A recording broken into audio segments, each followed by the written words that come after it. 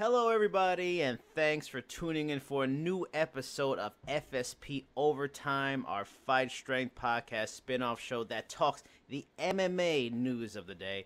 And now I want to say happy belated Thanksgiving to our listeners in the U.S. Hope you all had a joyous holiday yesterday while we're recording this on Friday. I am Jason Burgos, our resident MMA journalist. However, my wingman, my goose, now you know he's probably Maverick, I'll be Goose, but my wingman Phil Daru is not with me for today's show. Phil is actually in Russia, of all places. He's actually doing a multi-week seminar at the ACB Berkut, I believe, gym in Mother Russia. This guy's a globe trotter. So what does a co-host do when his wingman is not with him? Well, I called on the one man that I knew could do a stellar job of hashtag filling in for Phil because he is a personal friend of the show, the only man that's ever appeared on the Fight Strength podcast twice, and now the only man who has ever guest co-hosted for us.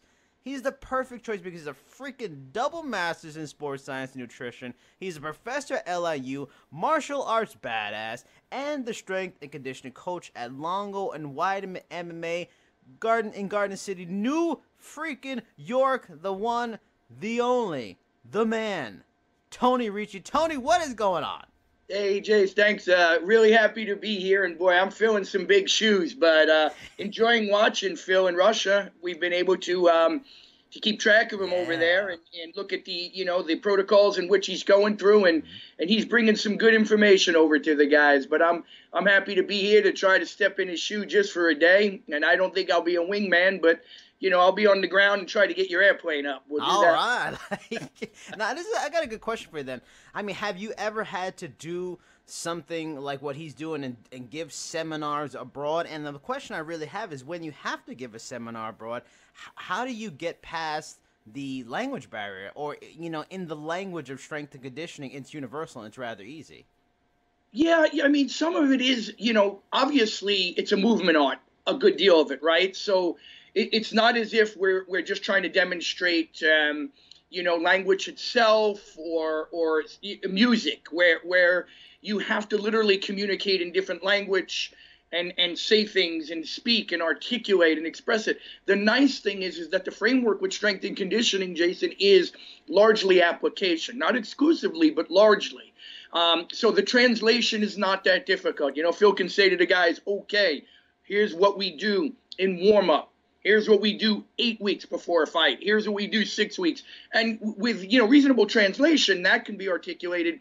And a good deal of what you're doing is demonstration. So at least you're walking away with a visual product. And then the detailed specificity of why we're doing that, when we're doing that, obviously can be explained through translator. But, you're watching Phil over there, and he's showing corrective exercises, contralateral stabilization work. And the good news is, even if they don't speak a lick of English, they're learning, practical movements in the application of things. So that is the universal language of strength and conditioning. And by the way, being an older man, a good deal of what we use today was being used in the former Soviet Union, 40, 50 years ago. So, there's got to be a residual from their sports science programs because they were pretty sharp, as you know.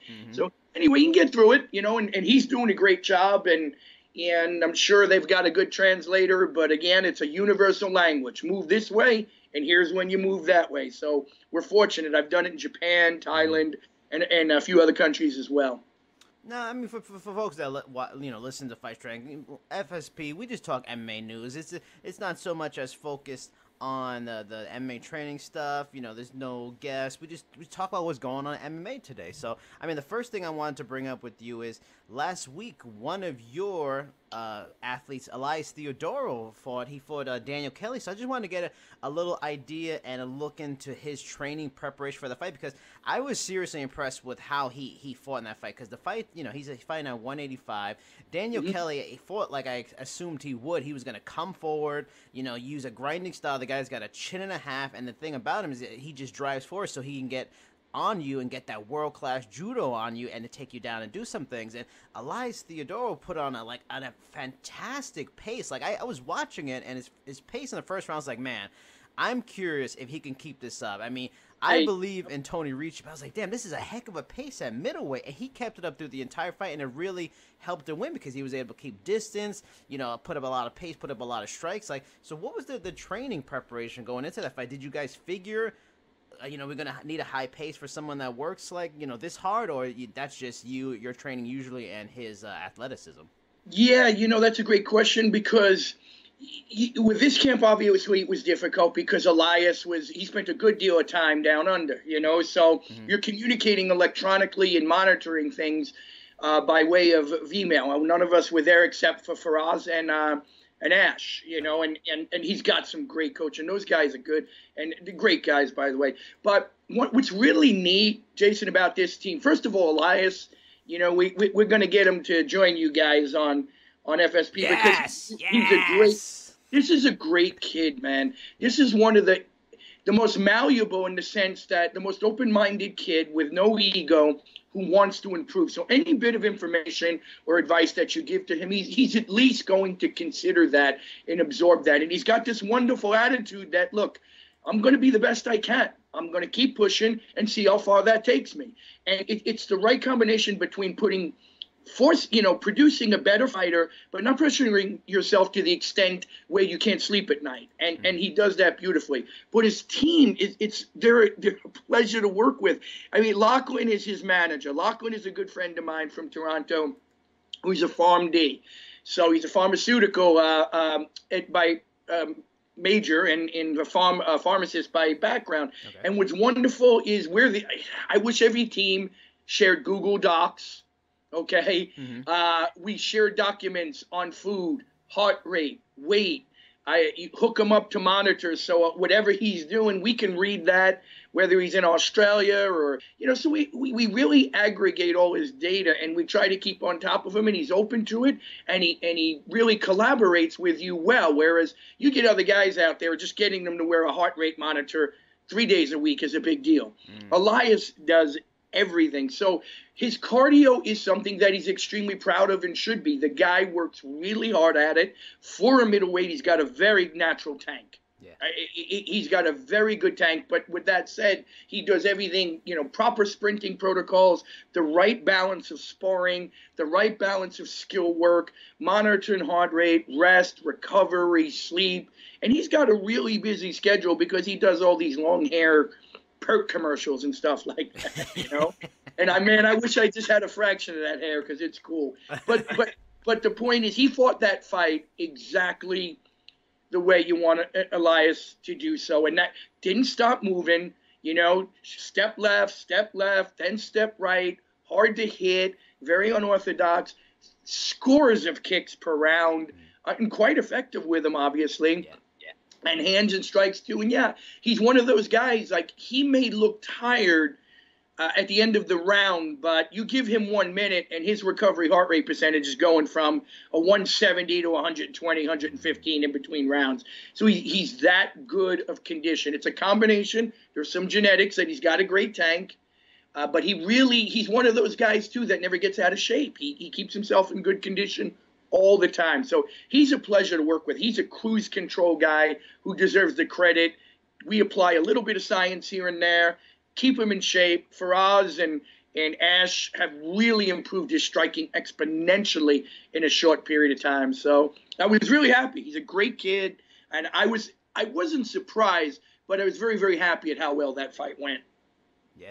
I mean, another question then, because we had one time on the Fight Strength podcast, Dan Gardner on the show. He does a lot of training and stuff from a distance. Like, he prepares plans and everything, and I guess he talks to people on the web and like via Skype. Like, how does something like that work for you? I mean, do you have to have previously worked with Elias in person, so you've already kind of set a base, group of exercises and programs, so that all you have to tell him when you're talking to him from a distance, okay, do this, and this, because he already knows? Like, how does that work if you're trying to prepare somebody from that far?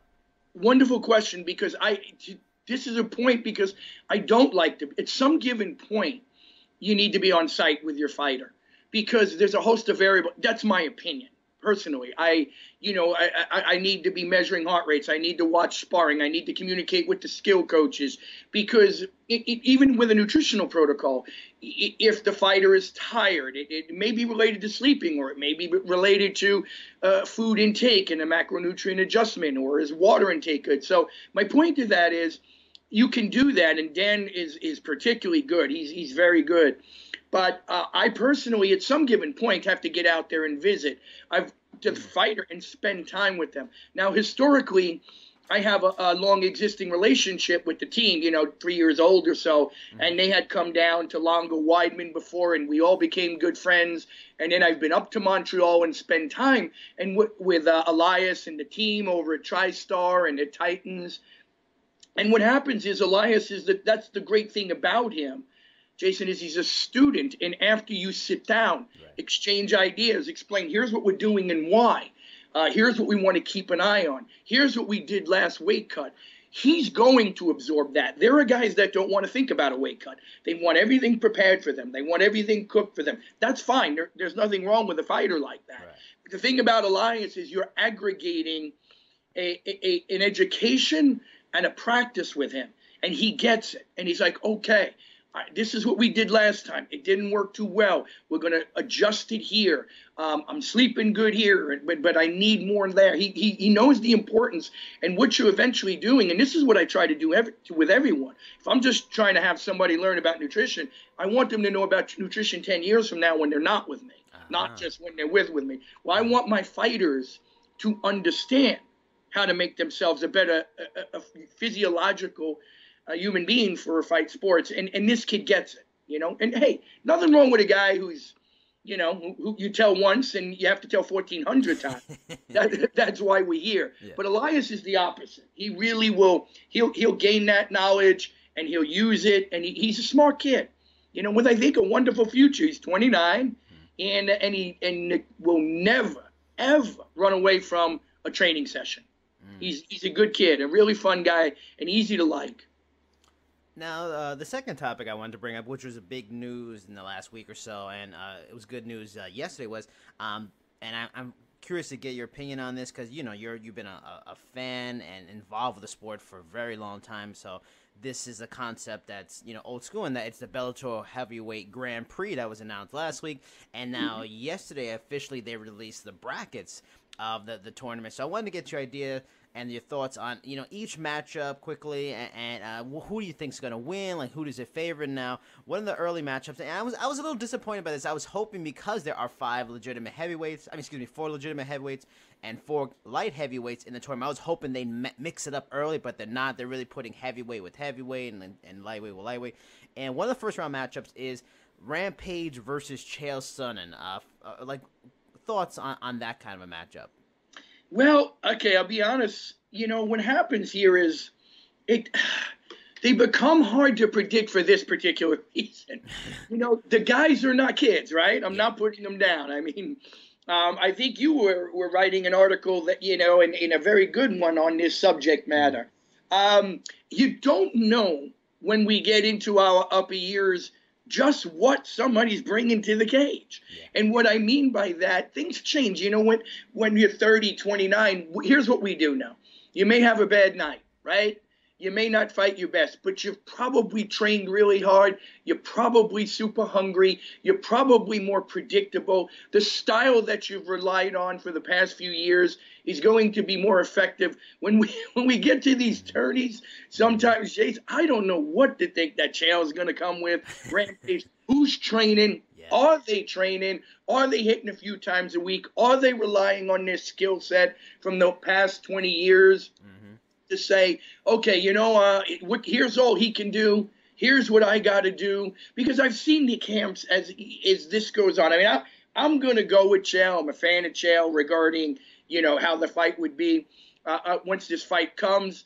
But simultaneously, you've seen, and always haven't had a tremendous amount of success when we bring in these guys back later on. And I find them less and less predictable. We get, Fedor's coming back. Hey, cool, awesome. We just don't know what's coming back. Yeah. And there's nothing wrong with it. I'm not condemning anyone who steps in a cage. But what we tend to do is judge. We're basing future fights on a historical context, and as a result of that, you just don't. It's great. Hey, here these guys are. We can't wait to see it. Look at the disappointment when you go to a boxing standpoint too. Even with Manny and Floyd. 5 or 6 years probably later than they should have fought, right? Yeah. Wasn't a great fight. You don't know who's hurt. These guys are not kids. Half of them they're warming up to walk in the gym. So what happens with these tournaments is I concede I need to get more excited about them. I love Bellator. I want Scott Coker to take this and do well. But I got to concede that sometimes it's really difficult to predict who's coming in. Yeah. And you can't blame them. These guys been fighting their whole life.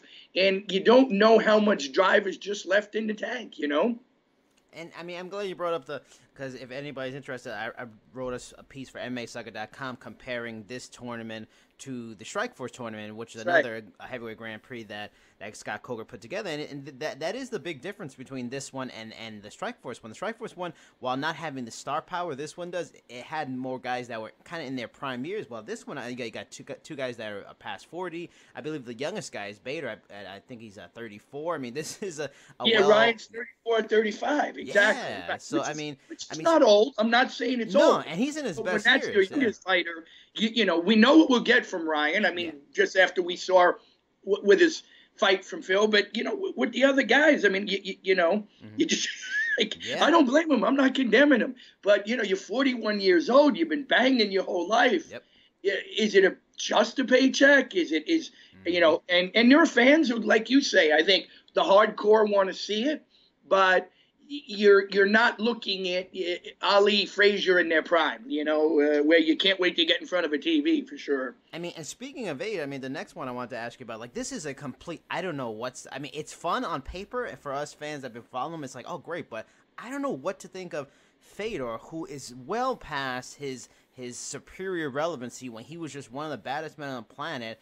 And he's one of those guys that are in their 40s against Frank Mir, who's been on a 2-year suspension, justified or not, because of eating some funky meat in Japan. So, and I believe he's 38, 39. So I don't know I'm fascinated by it, but I have no idea what to think of that fight. Who would you favor in that matchup at this point? Yeah, I have no idea, but I'm actually, I think based upon what I saw from Fedor last time, right, I'm somehow or another, who knows, sometimes being away actually keeps you half hungry, right?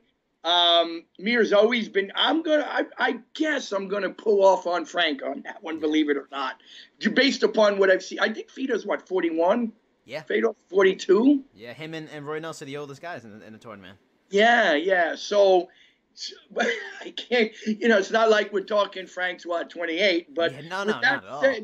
With that said, I think being away in the context that he has, Frank, that is, might actually be beneficial, and I think that I may pull off with him on this fight. I'll lean toward him on that because I think, look, as you said, Fedor was one of the greatest, but it's tough to stay hungry and angry and train and train with an intensity when, even if you want to, half the joints in your body have been reconstructed, and those that haven't been reconstructed need to be, so I don't know how much he has left in there. I'm going to give a little edge to potential with Frank regarding a little bit left in the tank. So that's what I'm going to go on. Now, I want to ask you, your opinion, because I'm sure you've dealt with fighters that are, like we've talked about later in their career. Now, for someone like Frank Mir, there's always a conversation of, ring rust. You've been away from the ring,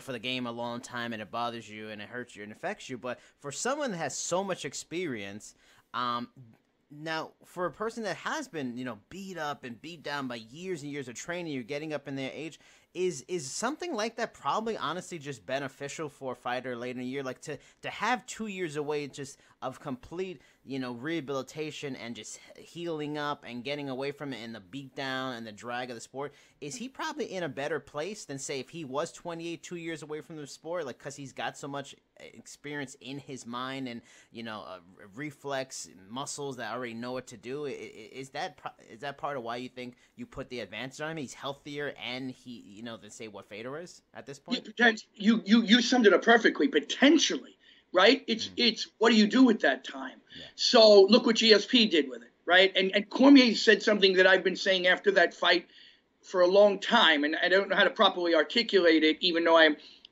studying more on the sports psychology side in formal academia in another doctorate, and working with that. But the point to that is you learn best when you're away from the sport because you're pressure free. Now look what GSP did. Yeah. You're just using him as an example. I'm not comparing Frank to GSP, but the point to that is, yes, you can heal, you can sleep, you can eat, you can stretch, you can let joints recover. You can study fighting. You can visualize fighting. You might be rolling around lightly and learning new things. You might be teaching some of your younger peers at the camp who are fighting. That's when you learn. So learning, improved skill set really comes when you don't have the pressure on you and you're away from camp. Camp is to refine some of the things that generally you should know, okay? So if you use that time properly, eat well, sleep well, recover, use therapeutic modalities that help to enhance recovery. You can come back a new species, even at 38 years of age.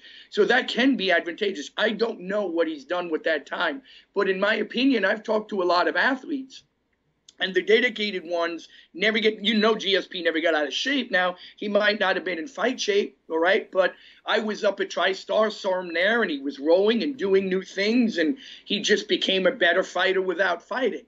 Now, that takes a particular mindset and a sense of composure that not everyone has, too, when you step in the octagon. But I can't speak, because I'm not a skill coach, whether or not he would be rusty. But I will tell you this. If you stay active, and you're relatively smart, those 2 years can significantly benefit the body, enhance healing, and even enhance your performance later in life if you use them right. That's the bottom line. Right. So, the rust might be there, and it could come off quick, but everybody, if they had time, assuming that performance did not decline as we age, then everybody should take a 2-year break because in fighting, it'll do your body really well. Now, on the other side of the bracket, because those are the two matchups for that side, I think you probably have the more interesting, honestly, because the guys that are they're still pretty good at this point, or very good. And this is the tougher side of the bracket, and that the first fight is Matt Mitrione versus Roy Nelson. This is an interesting one to me. I feel like this one really is a battle in ways of chins, and even at 41, Roy Nelson's chin is still really good, and I feel like he has, for me, even though as Matt Mitrione is the faster, more athletic guy, I feel like Roy Nelson has an advantage, especially if it went to the ground, which Matt Mitrione doesn't want. I really would probably lean towards Roy Nelson in that, which is shocking at this point. Well, what do you think about that fight? Yeah, I can understand where you're going with it. And again, I think though, Matt, Matt's a big guy. Yeah. And Roy is not a big guy regarding height. And I just think that if Matt is in reasonable condition and uses reach and striking well, it won't make for an easy night for Roy. I don't think he'll be an easy takedown for him. I think, but you're right. And Nelson is he's smart. He's tough. He doesn't always win exciting, but he knows how to pull out a win, So I think that some of the advantages that Matt proposes can be countered by Nelson for sure, but there are definitely some physical advantages there for Matt. Pretty big guy, pretty tall guy, good reach, decent strikes. And, Roy, it appears, I don't know what Roy really is. Maybe he's 5'9", 5'10", probably, right? Yeah. He's not that tall. He's a huge dude and super strong, and I don't want to fight the guy. But with that said, there's a big downhill range for Matt. And that reach, and I didn't get the statistics on reach. I don't know if you have them, if they've been posted. But it's pretty good for Matt. So I think he has an advantage if he uses it well. But Big Country, he's smart. He knows how to win a fight. He knows how to pull out a win, Yeah, I mean, the physicality, everything for Matt is all in his favor. The thing it makes me always about him, and it makes me think of, the issues with CTE and concussions, and it seems like, and this is only two examples. This isn't all the examples of former football players that have gone to fighting, but for Matt Mitrione, I think in every single fight since he's been in Bellator, he's been hit and floored. Every single fight. Luckily, he was able to recover against Fedor, but he has always had a chin that's, it's weakening, it seems like. And same issue happened for a guy like Brendan Schaub. Also, both of them are phenomenal athletes because they came from high-level football. But I always wonder, in those years of playing football, taking shots to the head, the mini concussions that they didn't even knew they had, it seems like it's a tough sport to transition in from, say, compared to wrestling or jiu-jitsu, from football where you're taking so much damage to the brain, especially going to heavyweight where that's the one division where everybody can pretty much hit hard. That always seems to be the thing that sets him back at points, and that's the crazy thing about Roy Nelson. His chin is so good, even though it's been fell a couple times. Like, that's what worries me. I think everything you said is perfectly right. His distance, his athleticism, he should be able to do it. But it's like with Roy Nelson's power and Matt Mitrione's, issues with maybe taking a shot at this point, it's like that weird trump card that Roy Nelson has during the fight the entire time. Yeah, great. And you're absolutely right about the concussion. So as you know, I mean, once you get some good ones, right? Yeah. You like, I can jog and run into a moth now and I'm going to get a concussion. I ain't starting with anybody. Heavy moth, though, My chin is gone now, man, because you break that suspension in the connective tissue, as you know, that holds that brain in place, and then it just bounces around more and more as you age, and those concussions come a lot easier, and unfortunately, the inflammatory response to brain trauma improves. And that's not good. You just become better at getting inflamed, and that's not advantageous. Obviously, you're right. I mean, I don't know the full extent, and obviously, of Matt's damage, but it's been discussed. But what is he, 6'4", Matt? Right? I mean, gotta be. Yeah. He is a lot taller. So stick the left hand in his face. Try to keep that right hand. That right hand for Royce has to come a long way. But if you're absolutely right. If he nails you with it, it's just a good old strong, punch that feels like you're getting hit by a Toyota, Now, the last matchup, to me, I think it's the best matchup of the first round in terms of relevantly very, very talented men, and it's between Ryan Bader, who I kind of have an issue a little bit with him even being in the tournament. I mean, I like him in the tournament. It's fun. For me, he's my favorite to win it. But the fact that he's a champion, I don't like the fact that he has championship responsibilities that he should be taking care of, and he's in a tournament that could possibly keep him busy in 3 fights for the entire year. But it's Ryan Bader versus King Mo, and King Mo, from our source, and Phil Daru, has been looking very good recently in training. He's looking like reinvigorated. He's looking like a younger man. I mean, I'm fascinated by that matchup because if it goes to wrestling, it's very closely matched. They're both physically strong men. If it has to stand up, they both have power. Mo's a little bit more craftier. Who are you thinking about in that fight? That's an really fascinating matchup. Well, first, I agree with you on all the points. He can be kept away for a while. If I think, I'll tell you what, if Mo's healthy and Phil says he's looking good, I'm going with Mo. I think I just think that I think he's crafty on the stand-up. I think he can stuff what Ryan offers on the ground. And again, I think when a healthy Mo is, he's not an easy fight. And as far, but again, I agree with you regarding Ryan on that. This tournament's going to string out, and I don't love the idea that you're pulling him from there, but I think it's probably hands down from what we see as a start going to be the best fight. And I agree with you. I think if Mo is healthy, Mo can keep a good pace, an active pace, and I look forward to the fight. I'm going to edge. If Mo is healthy, I'm going to give an edge to Mo. Now, since, we can transition to the next topic, since we did talk a little bit about, concussions and CTE with Matt Mitrione, I felt like it was a good idea to go into this one. Michael Bisping is fighting tonight in UFC Shanghai in the main event against Kelvin Gastelum. It'll be aired by the time this podcast goes live, but what are your thoughts on someone like that taking a fight, such a quick turnaround, 3 weeks? He lost his last fight. He took serious elbows when he was down against GSP, leading to the eventual rear naked choke submission, and he loses the title. Put to sleep. What are your thoughts on a guy that's been around a long time like that? I believe he's 39. He's been concussed. He's been knocked out before. About him and even his camp, because sometimes I would think you can really tell me about this. You are a trainer. You understand sometimes you have to save the fighters from themselves. Is he really giving his brain proper time to heal and recover and going into a fight like that with a guy who's possibly going to be faster than him and can definitely hit him with shots he doesn't see coming? Doesn't that kind of seem a little dangerous?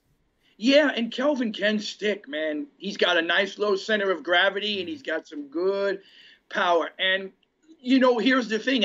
Obviously, he's been looked at. He's been cleared. There's so many genetic components to concussions. And so the point I'm making there is people are so impacted differently. It's not good for you. Let's be honest. If you once pulling this off at 39, at 25 years old, this type of a short rest period between fights, you're probably going to get away with it. But as you progress in age, you better not make it a habit. This is how Ali probably suffered some of the damage from the Parkinson's, getting hit a little bit later in life. Yeah. But then again, I don't know Michael's history personally and the extent of his concussions. And the point to that is people are so impacted so differently from striking. But it's just amazing. You take a look at a guy who just died, Jake LaMotta. Lived to his 90, what is he, 94? He got banged up. Sometimes 2-3 times a month, 4 times a month. What Sugar Ray Robinson did to him, he should never have been able to speak English again. He was 94 years old, Jason, and he kind of had his marbles. Yeah. And, with all that type of, those guys sparred 3-4 times a week. They fought 3-4 times a month. My point to this is there's so many genetic components. That doesn't mean I'm condoning that Michael should go fight and get hit in the head and then 3 weeks later. But he, the way you get impacted sometimes in GSP, maybe the force that he was able to generate was not enough to do so. It was enough to help him win the fight, to get in stick to choke, all that, set up everything he needed.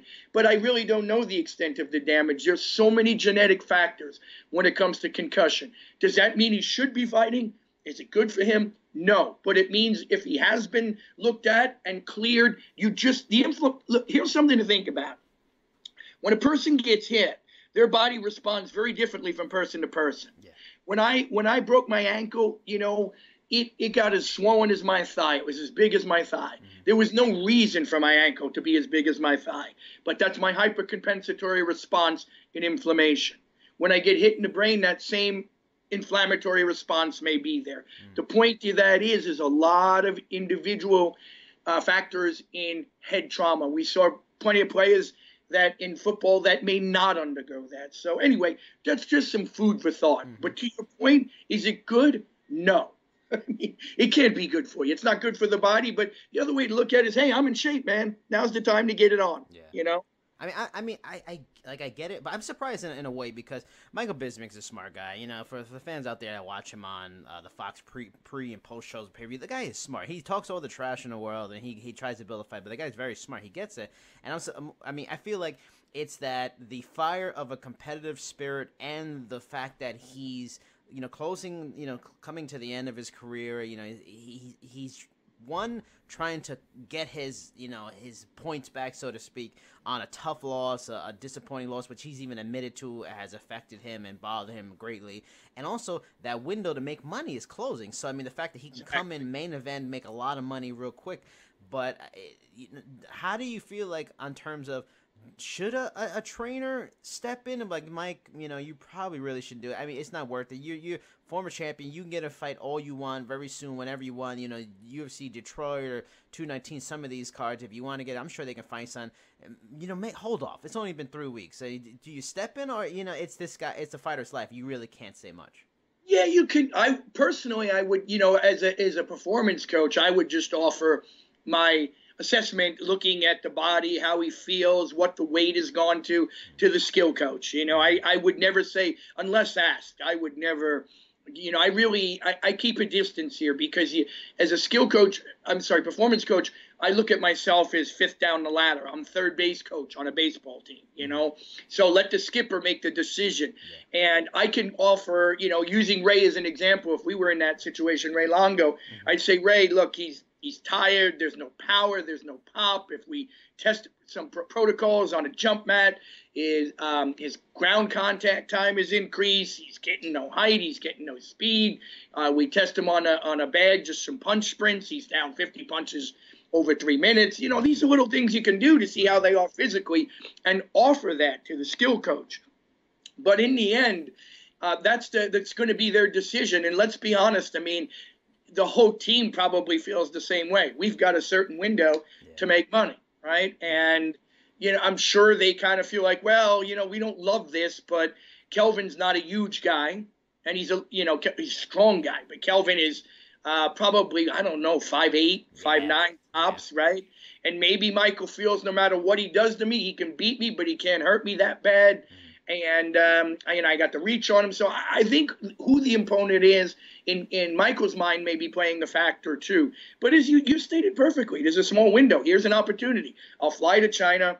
I'll get a payday, and then maybe make a decision after that.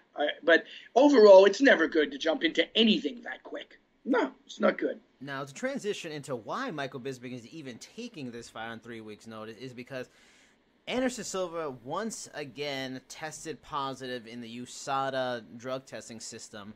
I mean, it's crazy. In a year that we've had the John Jones stuff and now this, like for a long time, for a few years, it really was a debate between him and John Jones, who really is the greatest ever. And now they've pretty much disavowed themselves almost from the conversation now because of these positive drug tests. It's pretty much down to GSP and Demetrius Johnson. Lord, please don't let either one of them possibly test positive for something.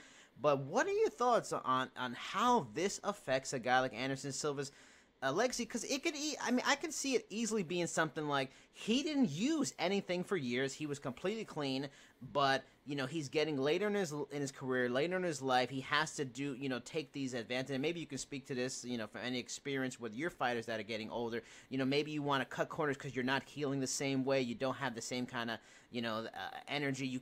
Testosterone replacement therapy has been banned by the sport, so you can't go that route anymore like Vitor and Dan Henderson once did. He could have just been trying things late in the game and not did it early, but it's going to completely mar his entire career. And everybody going to wonder, he was probably using it back then too. Same with John Jones. He's probably using it then too. It wasn't an isolated incident. Like, how much do you think this affects his legacy? And are there pressures for a star fighter later in their career to keep that level, that standard of success when their body's saying, we're getting old, the window's closing?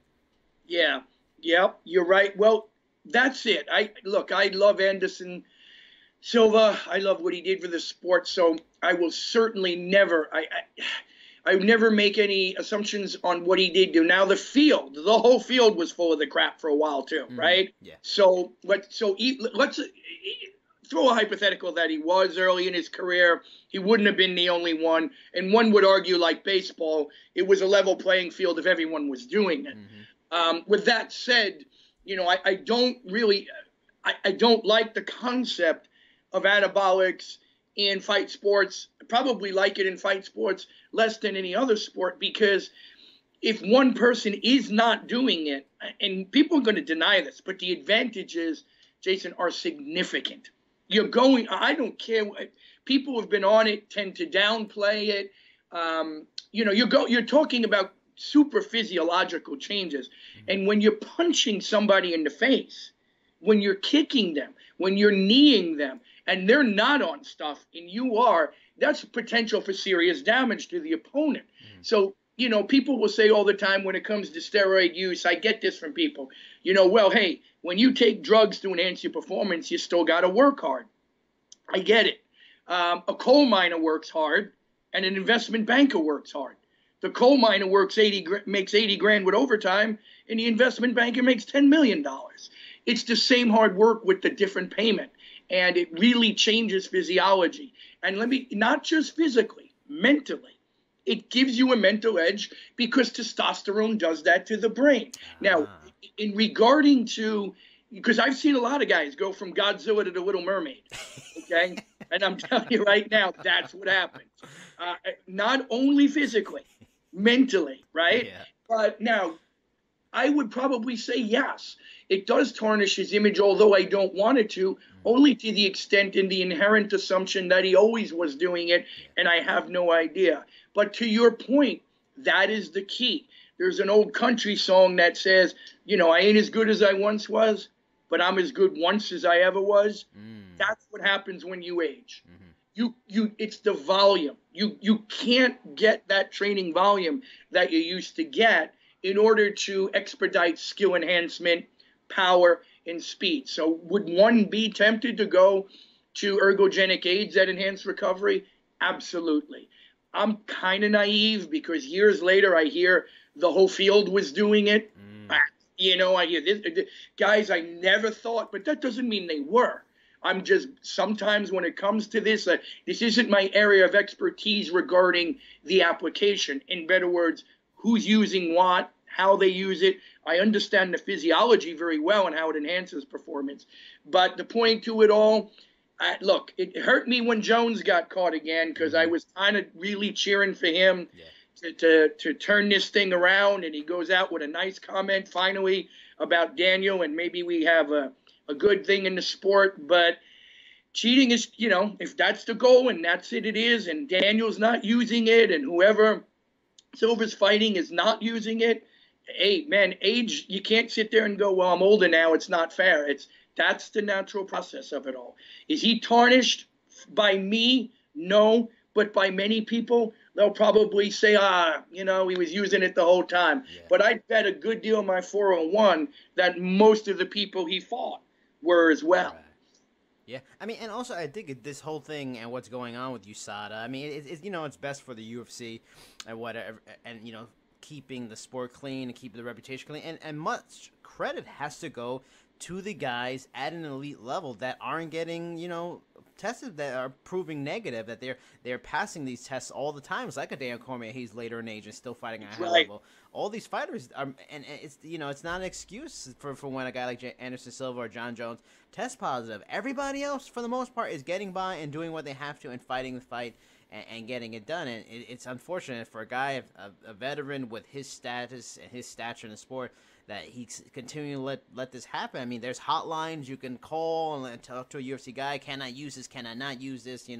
It's just it's bothersome, and it tarnishes not only himself possibly, but it tarnishes the sport. And you got John Jones, you got Anderson Silva, you got all these guys tested positive. It just makes the casuals out there, they're just all using stuff and they're not cleaning it. It's a shame. I mean, talking about more possible tarnishing of the sport. I mean, though, this is a very almost football-esque kind of story, because that happens a lot in that sport, is the story of Volkan Oezdemir being arrested this week, and it's a poor timing for him in that he's looking like a likely contender to the aforementioned Daniel Cormier and getting a title shot, which is a huge possibility and opportunity for him. He gets arrested in Florida in Broward County, stemming from a 2015 bar fight, and he was arrested for aggravated assault, aggravated battery causing bodily harm. I mean, I'm sure you can speak to this. You're a martial artist, you're a tough guy, hulking figure. I mean, I look at you, I'm terrified, if not knowing that you're just a sweetheart, awesome guy. Like, how do you, and for the fighters that you have to talk to, how hard is it? Let's say, I don't know if this is the situation, but let's say someone tries to come at you and tries to prove they're a tough guy. How hard is it to be the better man, knowing you can just straight up whoop everybody's ass, whoever comes at you? I mean, do you have to talk to a fighter? How difficult is that to just avoid the fight? Because in the end, you're just going to screw up your career, and the other person's going to go on their way. Yeah, you're right. And I would, look, for someone like me, I'm a mellow guy, and I've never really, I'm not famous or anything, so I've always been able to chill back, unless it's Jägermeister. And if I drank Jägermeister, I had to throw I threw myself out of the bar. So that's how. And my point to that is, you take a good UFC guy who really means no harm, He has a couple of drinks. Everybody's impacted differently. And you got some idiot trash talking them. And I don't know, most of the specifics of this are not out. But we do tend to beat kids up. So, you get 23-year-old NFL football players or 19-year-old college football player, and we expect them to act like an adult in under very high profile circumstances. Yeah. And I can't say at that age I would have ever been responsible. Right. My point here, I think, with you is I think it's difficult. It's easy to say ignore it, right? Mm-hmm. It's easy to say I'm going to a bar, I'm there with a couple of friends. You don't know somebody's buttons. Now, Volkan, I know is, from what I hear from the guys, nice, pretty mellow, not the type of guy who's going to be boisterous, loud, to draw attention to himself. So my thought process is, I could be wrong, but I think he's somebody who would have to be reasonably heavily provoked, right? That's my best guess. But with that said, it's easy to sit back and say, ignore it when you don't know what somebody was saying or the buttons that they push, or he's allowed to go out, have a couple of beers, or do a shot or two with his buddies. And I'm not saying he did that. I'm just throwing out the hypotheticals. And so easy to judge these circumstances. It is too bad because apparently he's a really pretty good guy and would make a nice opponent and get this opportunity. But who knows what this is going to do and how long it's going to be dragged out. It may be resolved, right? They're looking at the turn of the year, I think. When were they talking? Maybe potentially February or something for this? So, yeah. Yeah, so maybe this issue is resolved, but in the interim, you need guys to be able to train 8 weeks and know if this is all going to happen. So, unfortunate incident. I don't know that I'm not judging him. I will just tell you that when I was younger, I'm not so sure I would have been the best steward of fame, and being able to resist idiots in a bar. So it's hard. I think it's hard. I'm not making excuses for people, but who knows it? He had to be with some friends and who probably tried to mitigate the whole thing. That's my guess, and it still happened. So I'm thinking he's probably provoked. The last thing he wants to do is do that, but who knows the extent to which some other, potentially drunk idiot instigated this.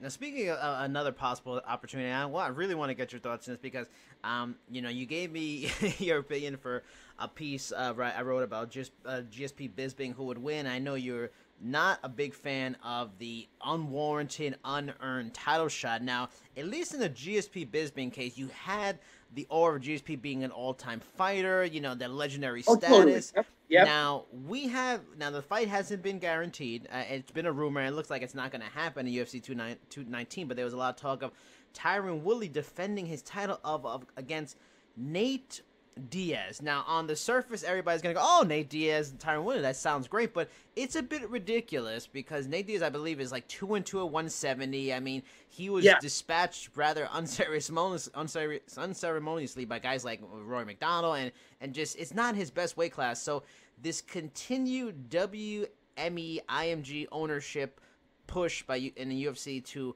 make the money fight, I mean, what are your thoughts on it? I think it's, on paper, sounds fun, but it's ridiculous. Yeah, and that's it. On paper, it sounds fun, and on paper makes paper, right? Paper makes money. So I agree with you. And Tyrone is a specimen, and he's dead serious, right? I don't think anybody can argue he doesn't play. Yeah. He trains. He is abnormally strong and powerful. And I do think, obviously, again, there are people that the match who have warrant that opportunity, certainly more. But I think it's maybe they want to add life to what they feel were, boring fights by Tyrone, right? Mm-hmm. And this is the way to do that, to keep your champ there and add some life because they're killing him for not throwing enough punches in this fight and not winning this fight that way. And so this is the way that you potentially maybe add some life to that fight. And, I don't love it because you work with these kids and you see. Now, look, GSP proved me wrong. I didn't think GSP would be a pushover. Mm-hmm. I thought maybe Mike, Michael would beat him maybe in round 4, and Michael almost beat him by striking. Yeah. And GSP, bloodied him up, did a lot of damage to him from being on the ground when GSP mounted him. Yeah. So, GSP came in elite condition, made a wonderful fight of it. I think that, Nate would make a great show of it. But if Woodley's not in a good mood, and Woodley's, he hasn't had that labrum surgery yet, I think. If he's healthy, I don't see this being much of a fight. I got to be honest. I see it as just what you said. How do we take a guy who's not very theatric as a welter champ, and let's add some life to it, and let's get some press, and let's make a show of it. So, whenever it's time for him to defend the belt, well, at least we got something. We don't have people going in saying, "Oh, well, the last fight, or when he fights Meyer, this is a funeral breaks out," and let's make a little show of it and build it up. So that's probably where they want to go with it. But I think Tyrone's totally into it. No? Yeah, I mean, and I think I had nothing against him. I know what he's doing here. He's trying to make money fights because he's not getting any younger. I mean, I'm sure he's probably thinking about the end of the career. So, I mean, I think he's 34. I think he has plans for, life after. So he wants to get the money fight. So he called out GSP, Nick Diaz. But I feel like if for at least people that, manage him and help manage career, if there is an image issue with him fighting a guy that you probably have not much business and you should destroy really and win easily, fighting that fight, I know while it makes money, I don't think it helps his image at all. Like, if he fought Nick, I get that more because Nick is a guy who's an established 170. And honestly, if he fought Nick, I'd be fascinated by that fight because Nick Diaz gave GSP a much more difficult time than most people figured. And I'd be fascinated to see what that fight is like in rounds 4 or 5. Yeah, Tyron could take him down all night long and do work, but maybe round 4 or 5, Nick will come back, and he's a big enough guy that he's got stiff enough shots that he can maybe do damage on Tyron later in the fight. I agree with that wholeheartedly. Yep. Nate is a smaller guy. I mean, Nate's gonna get held down and beat up and throw. If Rory McDonald and people like that, and that was Rory McDonald like 4 years ago. Even younger, smaller Rory McDonald can throw him around. What's Tyron Woodley gonna do? It just makes no sense to me. So I'm surprised by I get it, but it seems like, yeah, in the short term you'll get a money fight, but in the long term people are just going to be like, oh, you were supposed to beat him. Look, so you're boring and you beat a guy you were supposed to beat who's really a 55er. Big deal, Tyron. Right. Well, exactly, but, from the UFC standpoint, hey, we don't care about Tyrone's legacy, right? If we can make this happen, we'll run up a few dollars again, and that's okay. I'm a capitalist. I'm all for making money. I really am. I understand this stuff with the bottom line, but find ways to manage it effectively, promote things well so that the bottom line still allows for reasonable legitimacy. So I agree with you. I just can't, I don't see that being a good fight at all. Now moving on to some other interesting stuff. I mean, I like this guy. He's one of the fighters that if I text him, he actually answers back. He was a former guest on the show. Really nice guy. Phil likes him. But Colby Covington is really doing everything he can to be the most hated guy in the UFC. And not like most hated guy in the sport, like Chael Sonnen was hated, just talking trash, being ridiculous, kind of silly. Like, no, like, people really don't seem to they just genuinely dislike him. Even a guy like Bilal Muhammad, who is from, I believe, Iranian descent, he even called out Colby after his fight at UFC Sydney because he was unhappy with recent remarks he made about the Brazilians. So, Tony Ricci, Colby Covington, thoughts? I know the kid's all over the map. Now, I don't know him, so I'm always hesitant to comment regarding what somebody's true motive is, right? But again, I think, Jace, maybe it comes down to any press is good press. Yeah. And being legitimately hated is one way to do this. Everybody is seeking relevance. Now, he may be a god-awful human being. He may be. I don't know him. He may have, what do you do, call Brazil a dump or all these nutty comments. Filthy animals, yeah. Yeah. And then he the whole country. And so maybe he's genuine. There's a couple of options here. He might be genuinely missing a few dots on his dice. That's probable. Right? That's number one. Number two, he's just, he's really not. He's just a jerk. Yeah. But number three, it's someone calculated. Everybody, you see it, is seeking relevance. And you saw it kind of change the sport forever. Yes. And change the sport forever. And somehow, nobody's going to be Conor the way Conor was. Mm-hmm. Nobody's going to be GSP the way GSP is. A complete gentleman, professional, unstoppable. That's unique. It's its own identity. But it's an identity that no one else can replicate like GSP, right? And so what the point is now is we just discussed, this is about attention. This is about media. This is about getting on podcasts. This is about potentially getting a shot at a title, for example, because you don't shut up, and eventually something wants to shut you up. Yeah. So I don't really know him at all. I mean, and Phil does. It could just be that he's getting really good at this, and he doesn't care. He's making a name for himself, and being genuinely hated might be fine. And villains are good for the sport too, right? Because people are going to pay to watch him get beat up. Yep. So, is he the most hated man in the game? He seems, certainly by his peers. Yes. I think they legitimately, as you said, do not like him. Is this going to benefit him? I don't know, because I don't know if he has the it factor, if you will. Like, no matter what you do, if you're got to be that bad guy, if you're going to be Conor, out, very good and talk his game and Muhammad Ali like, no matter who you are, you have to have something that goes with it that's an intangible that just makes you the right person for that demeanor or that caricature that you're playing. Is he the right one for it? I don't know. But he's not a bad fighter. Yeah. So, I mean, and the crazy thing is, like, it fascinates me, just, watching it fascinates me. And it really is, it's the McGregor effect, like you just mentioned it perfectly. Like, he hasn't just had an effect on the sport in terms of bringing attention to it and a great fighter and bringing big pay-per-views, like a consistent million pay-per-view basis that really wasn't happening before.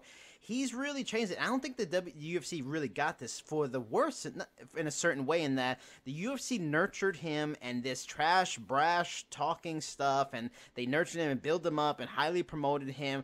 And now a young fighter like Colby is seeing this and doing this, and I think you said it perfect too. Now, you can't be McGregor, so I think Colby has taken on being Colby. He's taken it and turned the volume up to like 37, and he's taking it to another level, and it is really working for him. I mean, like you said, any PR is good PR, and that's what's happening. But the thing is, it's like in a wholly different way, if you look at who was really talking about Colby Covington 8 months ago, and now he's one of the most known people and he's learning how to promote himself. But if the UFC is unhappy with this, the only real people they have to blame is the UFC. Like, getting mad at him for doing whatever he can to promote himself is what you told them. You crapped on Tyron Woodley or Demetrius Johnson because they can't sell and they're nice guys, and that's not enough. And you nurtured McGregor and the Chael Sonnens, and you're nurturing guys that sell themselves because I guess you don't want to do it and put the effort into doing it. And now he's selling himself on a level where people want to see him fight. And if it's bad press for you, the only fault is on your own. It's their fault if they have any issue with this. Yes, I could completely agreed, because as you said, they nurtured it, and then they turned it into something now like it is about, it doesn't matter how you get there, right? It's relevance. Okay, on Instagram, people in fitness industry, how do they stay relevant? They do wacky exercises. Are they substantive? Yeah, maybe. But this is all about symbolism over substance right now. You just need to be relevant. You need to make noise. You need to get attention. And to be honest with you, for an older guy, I'm not putting it down or condemning it. It's just not my way of liking to see things happen. There was a football player named Barry Sanders, of course, in my opinion, yes. The greatest ever. Harrison. Right, and what Barry would do is go to the end zone and he'd hand the referee the ball and say, "I'm going to be back again." So it's no big deal. And I kind of like that. But simultaneously, there's a different generation. The UFC has a whole young crowd that they have to appeal to. They have to, a lot of the fans are my age They have to continue to, because we started 20 years ago. So now they have to continue, just like the NFL and baseball, to compete for a new generation of fans, and build a new generation. And probably this generation, not good or bad, not condemning them, maybe not likes Colby, but likes the attention that it draws. And if it's news, again, it may not be good. We've seen that people, I'm not going to mention names, but can make some of the worst of news and still succeed, right? Yeah. Or accomplish an objective. And so anyway, not knowing him, I don't particularly like it. He's starting with everybody and their mother. He's going, he's demeaning countries. But, however, again, he's on podcasts. He'll probably get some sponsors outside of the cage on it. And maybe eventually he'll drive someone so nuts he'll get a crack at the title, Yeah, and I completely agree. I mean, so that's all our topics for this week. I mean, Tony, thank you so much. I'm never going to forget, and I'm going to now use missing some dots on the dice. That is one of the best lines I've ever heard in my life. That is oh my God. I'm gonna hashtag that later. Is there anything, let the people know your social media, your Instagram, the Twitter, the Facebook, the Fight Shape website, all these things, so they can look you up.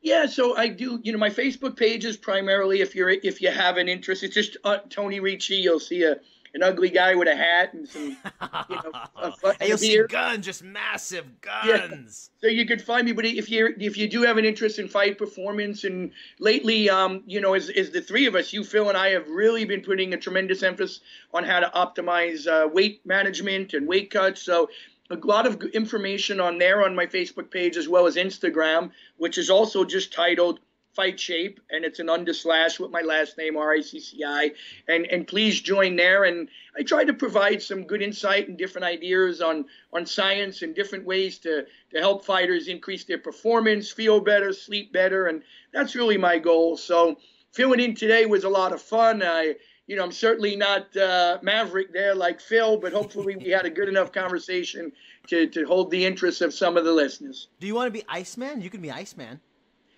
Yeah, why not? Iceman. He's kind of jerky, right? Iceman. Yeah.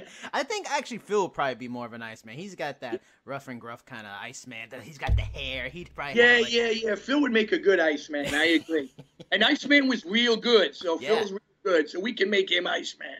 Now, also, even though Phil is in Mother Russia, I mean, you can always follow him, Daru Strong, on his Instagram and on his Twitter. You look up Phil Daru on Facebook.